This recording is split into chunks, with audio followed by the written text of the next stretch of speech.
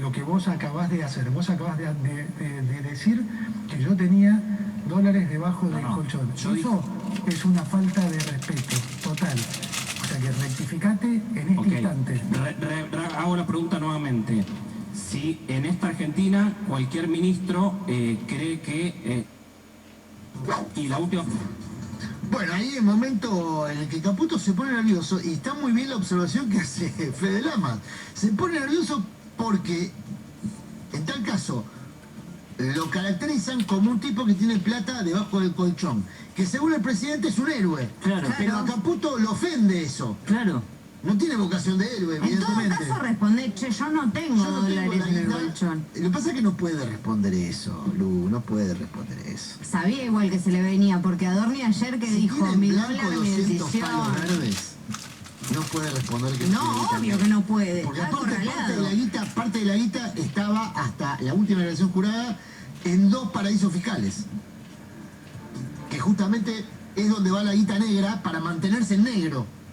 Declarar un poquito, porque algo de blanco tenés que tener, no podés tener todo plenamente negro, porque aparte cómo justificar la vida opípara que llevan tipos como Caputo. Algo en blanco tenés que tener. Y sí. Pero si vos no tenés nada que ocultar, no vas a un paraíso fiscal, ¿eh? Vuelvo al punto de partida de nuestra charla y de lo que recién dejaba planteado Castañeto. ¿A quiénes entonces apunta esta modificación que altera la relación del Estado con la sociedad argentina en su conjunto, pero con el objetivo de que circulen dólares y que los dólares estén dentro del sistema financiero? ¿Qué es lo que está buscando? ¿Qué necesidad tiene el gobierno? ¿Y a quiénes apunta esta modificación legal? Te lo vende incluso en el título más informal, que son los dólares del colchón, que seguimos con el tema colchón. No, estamos hablando de grandes empresas, de personas jurídicas. ¿Cuántos dólares puede haber reunido un trabajador, incluso el CEO de una empresa o alguien que tenga un buen salario en los últimos 10 años, que no pueda canalizarlo por empezar que no puede mostrarlo, pero además que no pueda canalizarlo a través del circuito que ya existe? Porque hay hoy varias operaciones, salvo, sí, claramente la compra de un inmueble donde se hace una declaración jurada, pero hoy hay circulación de dólares para algunas compras de usados y demás, que pasan por debajo del radar de la AFIP. El tema es que esto está apuntado a, ustedes lo han comentado en algún momento, digo, entiendo que donde puede verse algún movimiento, no creo que esto sea un boom de consumo económico, porque no todos van a sacar sus dólares. No, claro.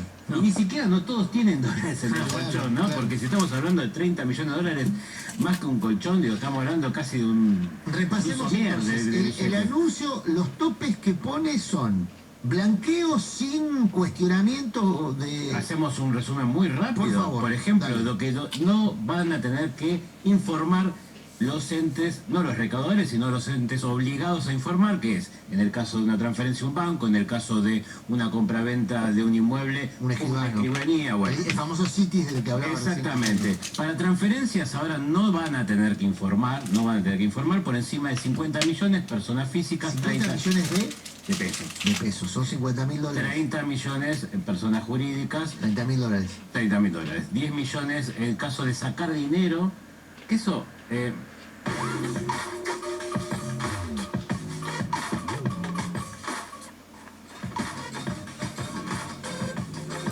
Bueno, perdón. Pero no entiendo, ¿la evaluación está hecha en pesos de lo que se debe informar cuando la intención es que circule dólares? En realidad es que circule todo, por eso es que hay un tema de penal cambiario. Lo que dice cuando habla de remonetización Caputo es, y lo dijo hoy en la conferencia, es, bueno, es lo mismo pesos o dólares, lo que pasa es que como hay menos, lo que nos quieren hacer creer, hay menos pesos que dólares, va a circular más dólares en la economía. Entonces, una manera de que el dólar te corra. Correcto, entonces lo que hay es una habilitación para que hasta determinado monto en pesos o su equivalente en dólares según el tipo de cambio oficial, uno imagina. Bueno, su equivalente en dólares, el tipo de cambio oficial, no habrá comunicación de los entes obligados, bancos, escribanías, inmobiliarias, bueno, los entes obligados eran mucho más, ¿no? Había hasta clubes, escuelas, ¿no? Como entes obligados a comunicar movimientos económicos sospechosos. Ahora, esos entes obligados entonces quedarían excluidos de la obligación hasta 50 millones de pesos, 50.000 dólares, y 30 millones de pesos, 30.000 dólares, según el tipo de transacción. Sí, ahora me dejaste la duda de cómo está haciendo la conversión. La conversión. Porque originalmente se hablaba de 100.000 dólares como un tope. Bueno, eso era uno de los montos que se hablaba, pero se hablaba en todo caso de 100.000 dólares para una compra, una transferencia o una compra grande de un inmueble, por ejemplo. Y un depósito, ir con 100.000 dólares al banco y del banco... Bueno, te decía, lo de un plazo fijo, estamos hablando de 100 millones de personas físicas. Ahí está 100.000 dólares. 30 millones personas jurídicas. O sea, 100.000 dólares para depositar en el banco, para poner un plazo fijo. Una regulación no se puede hacer en una moneda que no es la tuya.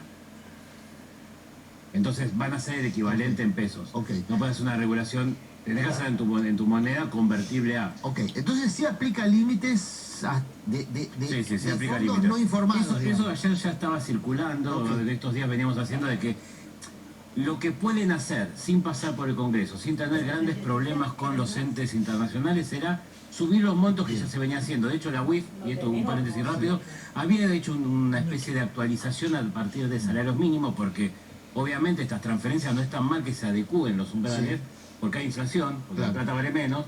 El tema es hasta dónde llegás con esa actualización.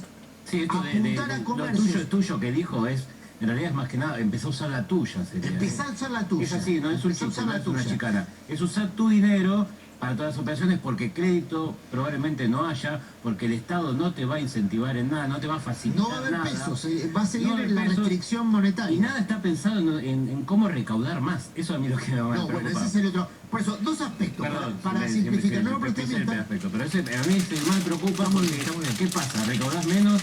Resumen, ajustás más. Claro. A ver, vamos a tratar de hacer un resumen, por lo menos con nuestra interpretación de lo que se anunció hoy. Por un lado, Argentina paraíso fiscal. Una consecuencia de lo que se anunció hoy.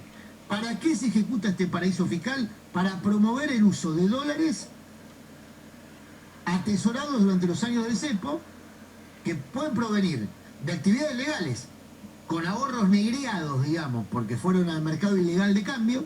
Entonces, el estímulo para que esos dólares vuelvan al mercado formal y sobre todo al sistema financiero, donde hay una serie de estímulos, con el carry trade, la timba y demás, que sería el ciclo de deuda, timba y fuga que vino a ser Caputo. Para la fuga necesita los dólares, entonces va a ir a buscar los dólares en esos dólares ahorrados durante los años del cepo.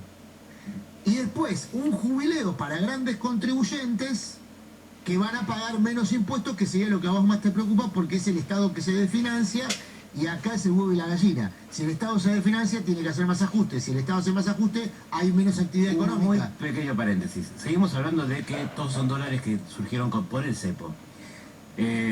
Podemos ir a un informe que hizo el Banco Central después de la timba financiera que terminó en la crisis en acudir al fondo y demás. Cuando más fuga hubo, no tuvo que ver con el cepo. Fue después de la salida del gobierno militar, durante el menemismo, se interrumpió con Macri y está haciendo ahora. Cuando hay endeudamiento, esos dólares se van. Entonces los procesos de endeudamiento y fuga es cuando se generan los dólares afuera.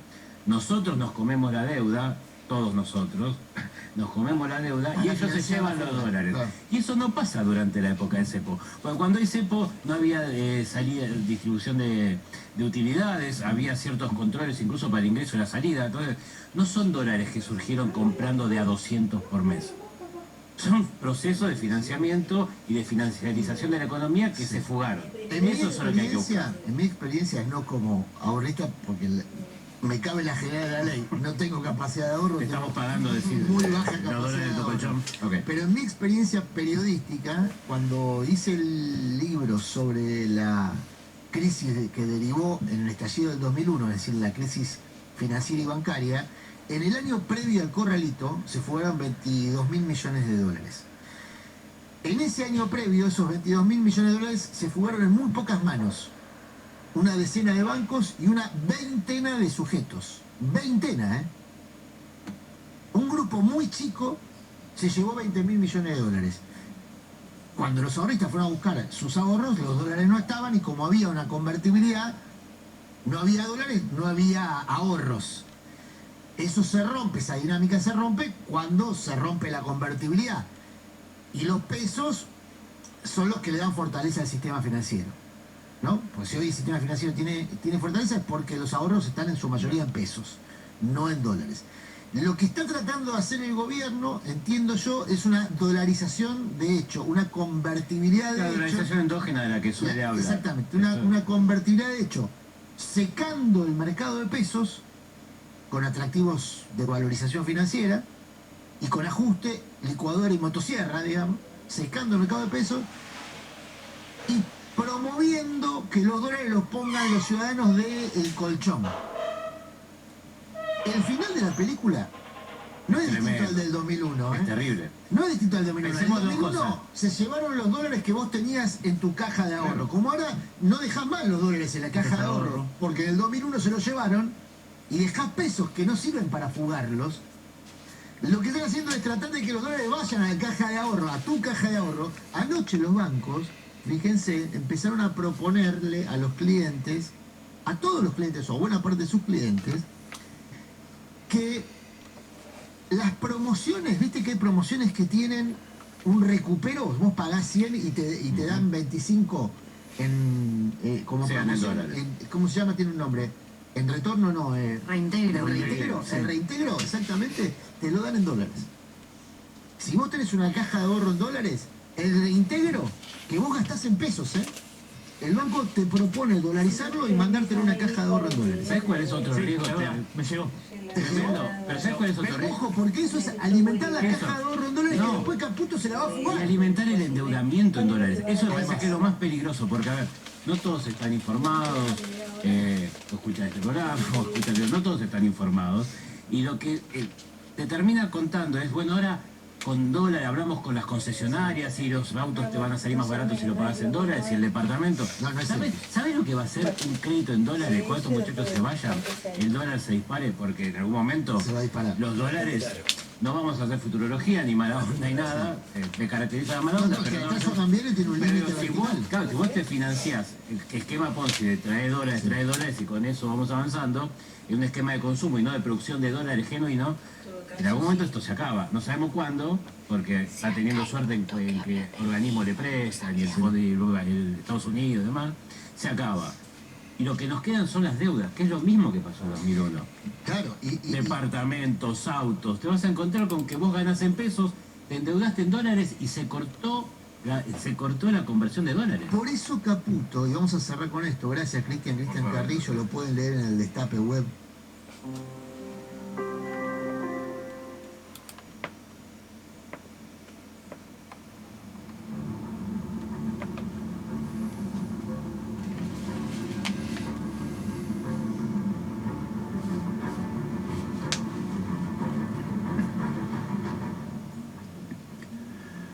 Otro DNU de Milei contra normas laborales de carácter constitucional. Ataque nada libertario al derecho de huelga. La norma extiende a una multitud de actividades las restricciones de huelga, al considerarlas esenciales o de importancia trascendental, lo cual las obligaría a prestar el 75 o el 50% de los servicios en días de paro. A través del DNU 340/25, publicado en el Boletín Oficial de este miércoles, el Poder Ejecutivo avanza sobre el derecho de huelga de los trabajadores con los mismos argumentos que utilizara Javier Milei en el DNU 70/23, dictado a pocos días de asumir la presidencia y posteriormente declarado inconstitucional.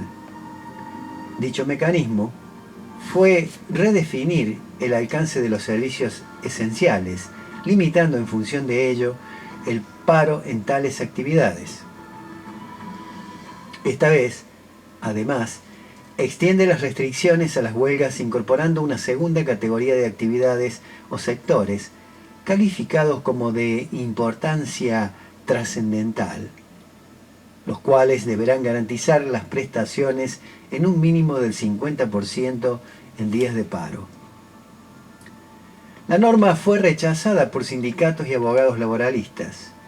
Estos últimos entienden que volverá a ser considerada inconstitucional por la justicia, siguiendo los antecedentes del DNU 70/23, en tanto que los gremios analizan una respuesta colectiva ante este nuevo intento de avasallamiento de derechos laborales establecidos por ley.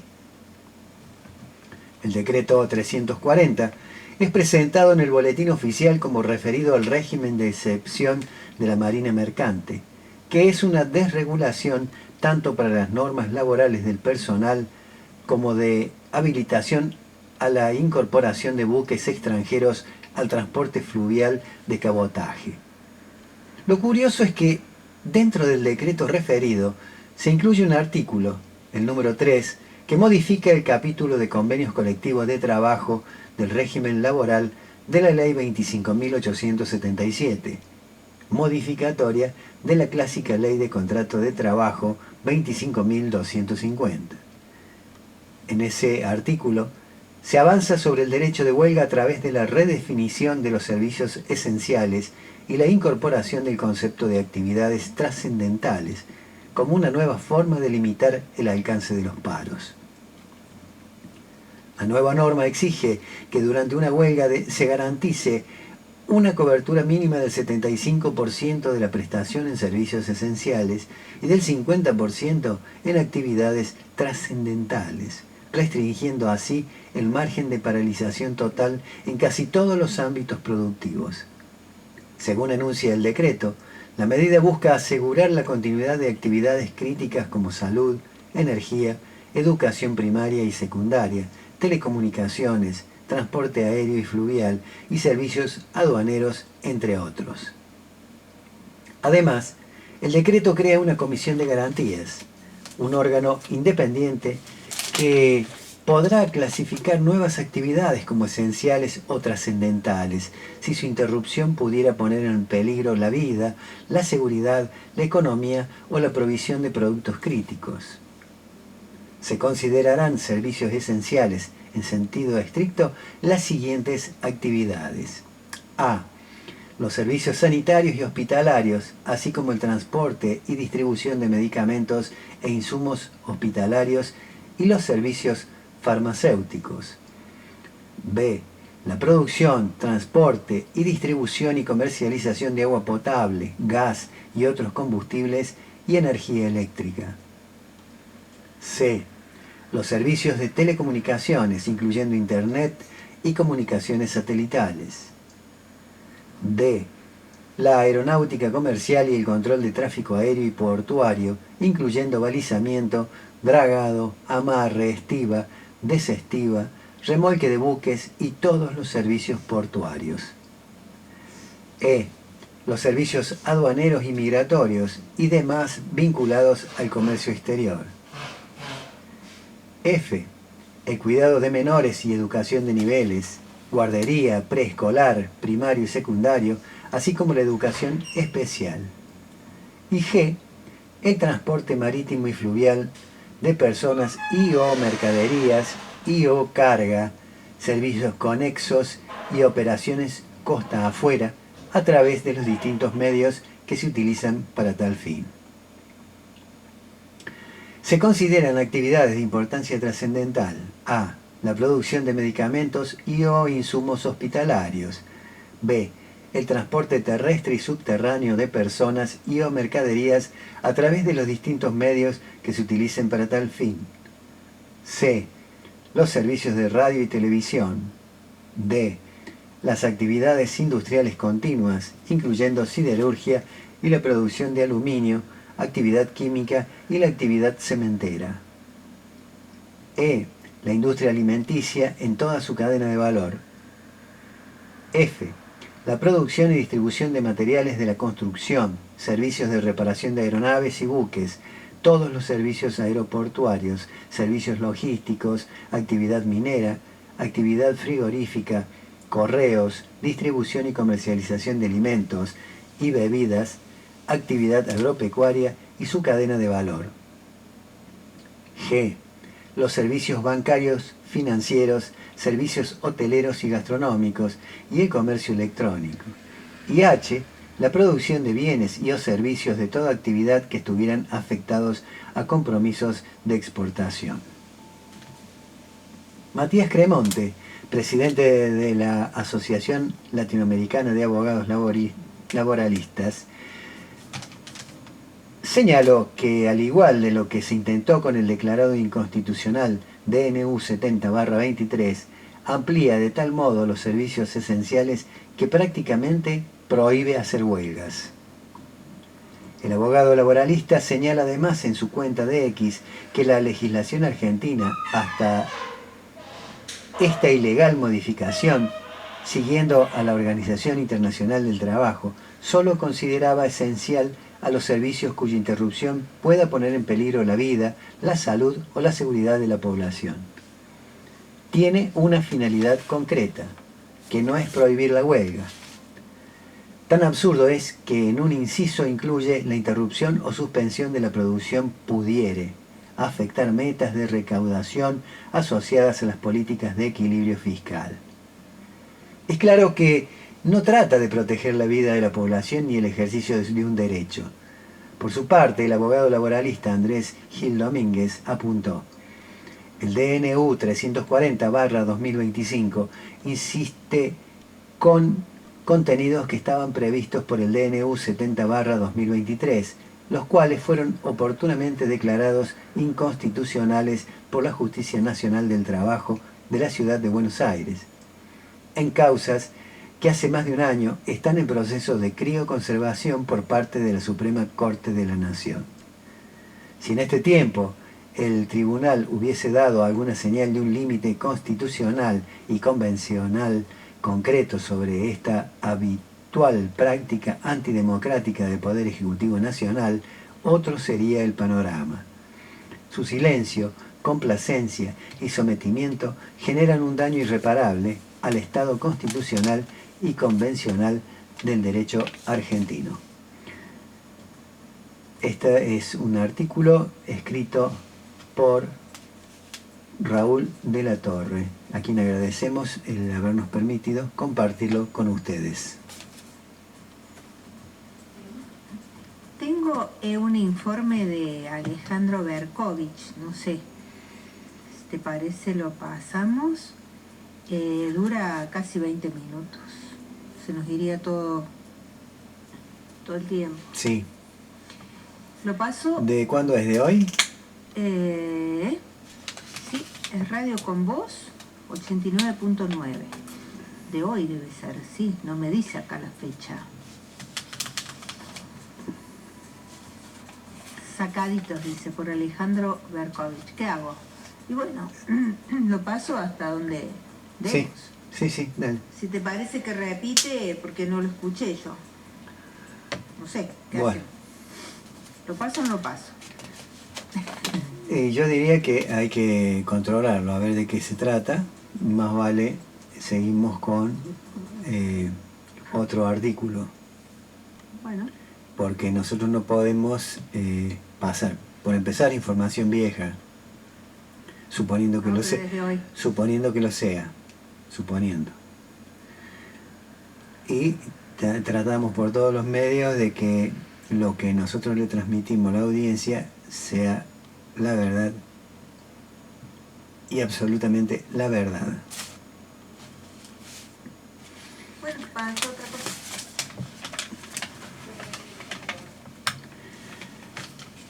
El rey ya se muestra desnudo. Artículo escrito por Eduardo Diana. Es muy raro, demasiado raro escuchar decir de boca de un mandatario que quienes pagan impuestos son una mezcla de otarios y pusilánimes y que, por el contrario, los evasores integran una especie de elenco estelar y son héroes. Tan raro es todo este asunto que nunca antes un presidente había desparramado una postura tan sorprendente y, en apariencia, contradictoria. No se conoce nada parecido en el mundo, no hay antecedentes. Una triste cucarda que se cuelga en el pecho la Argentina. Hay una larga lista de presidentes que evadieron tributos antes de ocupar ese cargo, pero lo que no abunda, claro, es que fomenten esas ruines maniobras una vez que llegan a la presidencia de un país. Por supuesto que los definidos como héroes no son aquellos que no pagan la patente del auto o el monotributo. Los halagados con ese grandilocuente adjetivo son tipos que hacen operaciones por cifras multimillonarias y luego, como por arte de magia, logran que esos negocios no queden registrados. Nada por aquí, nada por allá. No se paga ningún impuesto. Talento, define el mandatario argentino, y justifica a esa maniobra como un adecuado artilugio para no ser robado por el Estado. ¿Cómo un mandatario alienta a no cumplir con una de las principales fuentes de capitalización del Estado, junto con la toma de deuda, claro, tan común por estas pampas con gobiernos de derecha que prometen ordenar la economía? Tal vez la respuesta haya que buscarla en una frase que dijo meses atrás: soy un topo en el Estado. Los topos no dan a conocer su identidad, pero el presidente lo hizo como una provocación, como si ya no le hiciera falta esconderse. Ahora, como figura máxima dentro de la estructura estatal, juega a romper el Estado desde adentro, y ya hace 15 meses que lo viene haciendo sin parar. El Estado, en este esquizoide esquema, parece tener como rol principal cumplir con las necesidades de un reducido sector de poderosos, donde ahí sí hay una necesidad, hay un derecho, y ya no importa nada más. Sin el afán por conseguir esos vitales dólares para el gobierno, hay que abrir la puerta a dinero manchado con sangre. Esa puerta se abrirá de par en par. No es un problema para los asuntos económicos si ese dinero se consiguió con el narcotráfico, la trata de personas o un secuestro extorsivo. El gobierno presentó este jueves el plan de reparación histórica de los ahorros de los argentinos. Hace días, el presidente, en una de sus habituales catarsis antiestatales, había prometido que este blanqueo apuntaría a que se puedan sacar los dólares de abajo del colchón sin el riesgo de que nadie tenga posteriores problemas, es decir, sin que nadie deje las huellas marcadas. El flamante plan garantiza, en palabras del presidente, la inmunidad en forma exclusiva para la gente de bien. Hay otra parte de este estrafalario escenario que rompe moldes. No solo el rey desnudo que invita con sus dichos de modo directo o involuntario a no pagar impuestos es rarísimo. También resulta muy extraña esta sociedad post-COVID, que sigue impávida ante cualquier cosa, aún ante las bárbaras medidas gubernamentales que avanzan imparables, destruyendo los basamentos centrales en los que se asienta un Estado. El blanqueo de plata sucia y la asociación con rufianes de diverso pelaje no escandaliza a nadie. No tiene entre la gente la trascendencia que debería alcanzar un hecho de semejante peligrosidad. Se habla más de los malos resultados de Boca y River, de la vida de Wanda Nara o del nuevo beneficio para la salud que se halló en el consumo de las paltas. ¿Hacia dónde se encamina un país que habilita esos resortes económicos para los que se mueven en el fango de la ilegalidad? En cada aspecto del país en el que se pone el foco, la imagen es similar. Todo parece avanzar inexorablemente hacia la desnacionalización. El Estado solo está presente para garantizar negocios de los poderes económicos, reprimir protestas sociales y derogar derechos de todo tipo.